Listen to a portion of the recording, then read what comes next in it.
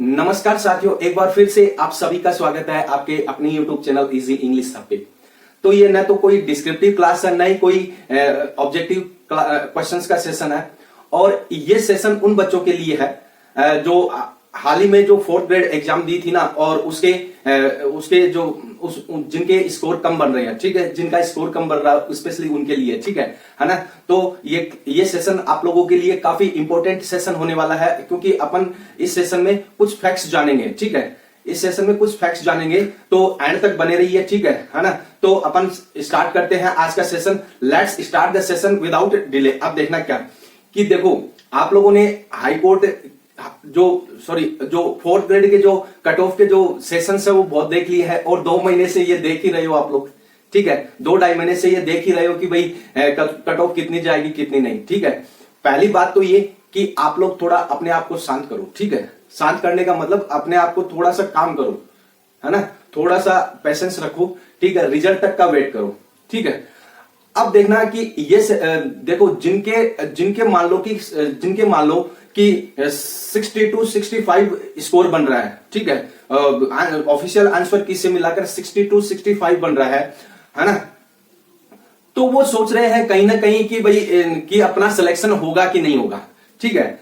तो मतलब मेरा ये मानना है कि एक बार थोड़ा सा आप लोग रिजल्ट का वेट करो, ठीक है। अपन कुछ विश्लेषण करेंगे, कुछ फैक्ट्स जानेंगे इस वैकेंसी के बारे में, तो उससे आप लोगों को थोड़ा सा आइडिया हो जाएगा, ठीक है ना। और ये उन बच्चों के लिए भी है जिनका स्कोर कम हो रहा है, थोड़ा सा मोटिवेट करने की मेरी कोशिश रहेगी, ठीक है ना। तो चलो अपन फैक्ट्स जानेंगे। पहली बात तो ये कि ये मैं फाइनल नहीं बता रहा हूं, ठीक है। कोई फाइनल कट ऑफ नहीं बता रहा हूं, कोई सिलेक्शन वाली कट ऑफ नहीं बता रहा हूं, ठीक है। मैं एस्टिमेट बता रहा हूं, ठीक है। एस्टिमेट बता रहा हूं। जो फैक्ट्स काम करेंगे वो उन फैक्ट्स पर मैं आप लोगों को लेकर चलूंगा, ठीक है ना। क्योंकि क्या है, मेरे से भी कई बार स्टूडेंट्स है वो ऑफलाइन आकर पूछ लेते हैं कि सर क्या होगा, मेरा स्कोर ये बन रहा है कि सिलेक्शन होगा कि नहीं होगा। तो वो कंफ्यूजन वो उनके मन में क्रिएट हो रहा है, ठीक है ना। तो उन बच्चों को भी मोटिवेशन मिल जाए कि हाँ भाई जिनका स्कोर कम हो रहा है, ठीक है। पहली बात तो ये कि आप लोग रिजल्ट के आने तक का वेट करो, ठीक है। अपने आप को थोड़ा शांत रखो और रिजल्ट के आने तक का वेट करो, ठीक है ना। तो अपन देखते हैं कुछ फैक्ट्स है जो अपन जानेंगे, ठीक है। अब देखना, फैक्टर नंबर 1 वो क्या है, कंपटीशन। फैक्टर नंबर 1 कंपटीशन है। कंपटीशन का मतलब कि यहां पर वैकेंसी कम और फॉर्म भरने वाले ज्यादा, एग्जाम देने वाले ज्यादा, इसलिए हाई कट ऑफ साइड है ना, हाई कट ऑफ जाने के चांसेस बनते हैं। इस चीज को मानते हो कि नहीं मानते हो? जैसे मान लो कि लगभग इस वैकेंसी में लगभग 54,000 के आसपास, मतलब कि 54,000 के आसपास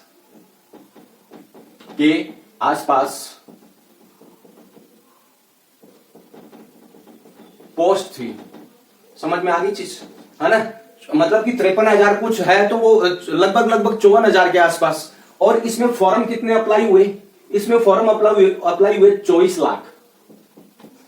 24 लाख ये फॉर्म अप्लाई हुए, ठीक है। और एग्जाम कितने ने दिए? लगभग 21 लाख से कुछ ऊपर ने एग्जाम दी, ठीक है। मैं यहां पर 21 लाख लिख रहा हूं, ठीक है। 21 लाख एग्जाम देने वाले,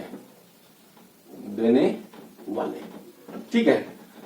अब आप लोग इतना तो समझते हो कि भाई जहां पर केवल 54,000 लगभग 54,000 पोस्ट और एग्जाम देने वाले वो 21 लाख है, तो इसका रेशियो का जो अंतर है, जो डिफरेंसेस है, वो जमीन आसमान का फर्क है। इतना तो मानते हो ना कि अगर मान लो कि बाई चांस कट ऑफ ज्यादा भी जाए, तो इसमें आप लोगों को मतलब कि अचंभित नहीं होना है, ठीक है। हो गया। ये हाई कट ऑफ यानी मतलब कि हाई कट ऑफ जाने के चांसेस बनते हैं यहां पर, ठीक है। जाने के चांसेस बनते हैं, ठीक है। और इसका फैक्ट मैंने बता दिया, ठीक है। अब दूसरा फैक्टर क्या काम करेगा? दूसरा फैक्टर ये काम करेगा, पेपर का लेवल है वो इजी टू मॉडरेट था, है ना। और इसलिए लोगों का जो स्कोर है वो थोड़ा एवरेज आ रहा है, यानी कहने का मतलब अधिकतर लोगों का जो स्कोर है वो एवरेज आ रहा है ना। एवरेज मैं क्यों बता रहा हूं एवरेज? यानी जो टॉपर्स है वो तो अन्य वैकेंसीज में सिलेक्टेड है ना। और सिलेक्ट भी हो जाएंगे, मेरी उम्मीद है ना, सिलेक्ट भी हो जाएंगे और सिलेक्टेड है वो, है ना। तो कहीं ना कहीं ज्यादातर लोगों का जो इसमें जो एवरेज स्कोर है वो ज्यादातर लोगों का आ रहा है। अब कैसे आ रहा है? अब जैसे मान लो कि यहां पर इंग्लिश भी थी, मैथ भी थी, है ना, जीके भी था, हिंदी, ठीक है, और पॉलिटिकल, और फिर साइंस, और फिर कंप्यूटर, और फिर ये हो गया कंप्यूटर हो गया, हाँ कंप्यूटर हो गया, और फिर करंट अफेयर, है ना, ये था। तो करंट अफेयर और जीके है वो मतलब कि एक जैसा ही है ना। करंट अफेयर और जीके वो लगभग इसको जीके में ही गिना जाता है ना। अब मैं यहां पर क्या देखो, आप लोगों को फैक्ट बता रहा हूं क्या, कि मान लो कि जो विद्यार्थी, जो स्टूडेंट पहले से तैयारी कर रहा है, उसका जो जीके है, जो करंट अफेयर है, वो तो ऑलमोस्ट सही होगा, ठीक है, सही होगा। यानी उसकी जो जीके की तैयारी है वो तो एकदम मतलब कि यानी फर्स्ट क्लास होगी, ठीक है। अब देखना यहां पर हिंदी, साइंस, मतलब साइंस और कंप्यूटर के क्वेश्चन है, वो एवरेज मिला के करे तो 2-3 यानी 5-5 क्वेश्चन आए थे, और 2-3 यानी 2-3 क्वेश्चन है वो सही हो गए, सही होंगे, यानी एवरेज स्टूडेंट की बात कर रहा हूं, टॉपर की नहीं बात कर रहा हूं, ठीक है ना। अब पॉलिटिकल साइंस है, ठीक है, पॉलिटिकल साइंस, जैसे मान लो कि पॉलिटिकल साइंस जिसने एमए पॉलिटिकल से कर रखी है वो तो 10 क्वेश्चन है वो उसके क्राइटेरिया में आ गया ना, ये हो गया। इसके बाद में मैथ और इंग्लिश है। अब देखना कि मैथ और इंग्लिश है, अब यहां नहीं, इसमें क्या है कि इसमें वैसे स्टूडेंट भी बैठे हैं जो कि एसएससी और जो सेंट्रल गवर्नमेंट की एग्जाम की तैयारी कर रहे हैं, वो उन स्टूडेंट्स की क्या है कि उनकी जो इंग्लिश और मैथ है ना वो बढ़िया होती है, यानी कहने का मतलब अच्छी होती है, तो उनके लिए तो ये चीज सफर नहीं करेगी। लेकिन जिनकी मैथ अच्छी है उनकी इंग्लिश अच्छी नहीं है, जिनकी इंग्लिश अच्छी है उनकी मैथ अच्छी नहीं है, तो वो जो खड्डा है वो तो अपने सामने स्टूडेंट्स के सामने था ना। तो कहने का मतलब कि इसमें कुछ फिक्स नहीं है, यानी जो सब्जेक्ट मतलब कि किसी को हिंदी प्रॉपर नहीं आ रही थी, किसी को इंग्लिश प्रॉपर नहीं आ रही थी, किसी को मैथ प्रॉपर नहीं आ रही थी, यानी जिसकी मैथ अच्छी है उसकी इंग्लिश अच्छी नहीं है, जिसकी इंग्लिश अच्छी है उसकी मैथ अच्छी नहीं है, जिसके मतलब कि ये दोनों अच्छे हैं तो फिर जीके के क्वेश्चन में वो थोड़ा सा गच्चा खा जाता है। तो कहने का मतलब कि जो ये खाई है वो तो थी ना, है ना। तो कहने का इसीलिए तो यहां पर जो लोगों का जो इसलिए तो मैंने बताया ना इजी टू मॉडरेट था, और लोगों का जो स्कोर है वो मतलब कि एवरेज स्कोर आ रहा है, ठीक है ना। ये चीज हो गई। अब देखना क्या कि फैक्टर नंबर 3 क्या है कि कैटेगरी भी इसमें इंपैक्ट करेगी, है ना, कैटेगरी भी इसमें इंपैक्ट करेगी। अब कैटेगरी क्या आप लोग जानते हो कि जैसे कहना तो नहीं चाहिए कि जनरल, ओबीसी, एमबीसी या एससी एसटी, मतलब एक टीचर के लिए तो उसका धर्म है केवल पढ़ाना, ठीक है, और अच्छी तरीके से पढ़ाना, ठीक है। लेकिन जब जहां पर वैकेंसीज की बात आ जाती है तो वो कैटेगरी वाइज डिवाइड हो जाती है, यानी उसकी जो मेरिट है वो कैटेगरी वाइज डिसाइड होती है, ठीक है। कहने का मतलब कि जनरल की अलग होगी, ओबीसी की अलग है, एससी की अलग है, एसटी की अलग होगी, एमबीसी की अलग होगी, यानी बाकी और भी है, विकलांग, है ना, जैसे मान लो कि विडो कैटेगरी हो गई, ठीक है, स्पोर्ट्स कोटा हो गया, तो उनकी जो मेरिट है वो अलग अलग, यानी कैटेगरी वाइज हर वैकेंसीज में मेरिट है वो अलग अलग डिसाइड होती है। तो इस बात को मानते हो कि नहीं मानते हो? मानते हो ना।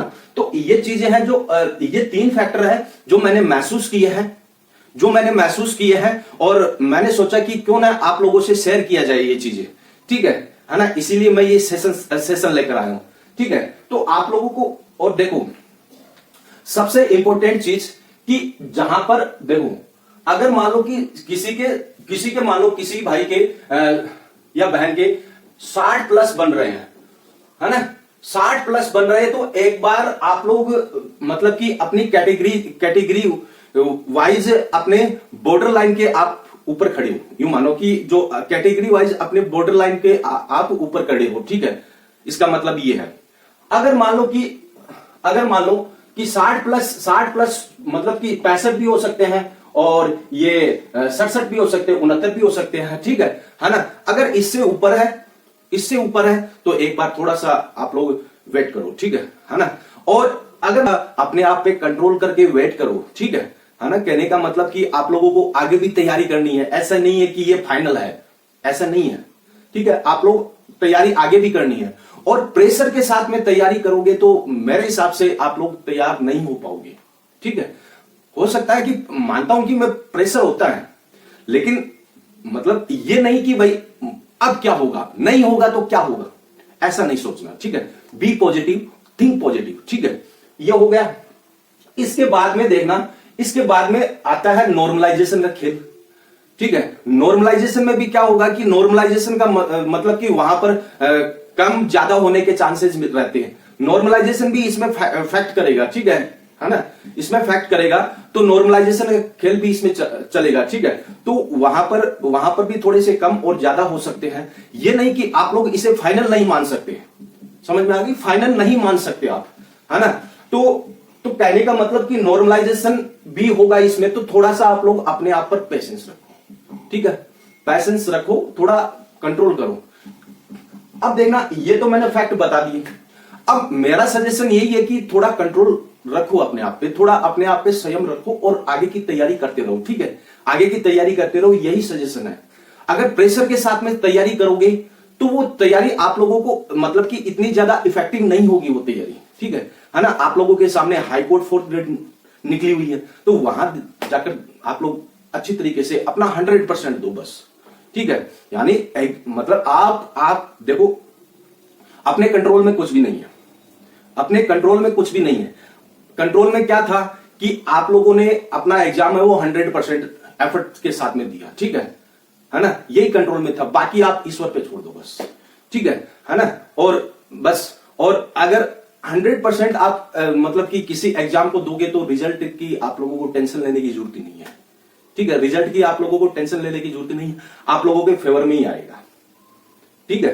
तो बिना डर के, बिना कोई फियर के, विदाउट फियर आप लोग आगे बढ़ते रहो और तैयारी करते रहो। एक ना एक दिन आप लोगों को सफलता जरूर मिलेगी, यही मेरी भगवान से प्रार्थना है, ठीक है ना। और है ना, तो अगर देखो, अगर आप चाहते हो कि रिजल्ट के आने के बाद में और थोड़ा इसका विश्लेषण करें, तो मैं एक सेशन और ला दूंगा आप लोगों को, है ना, और दे दूंगा, ठीक है ना।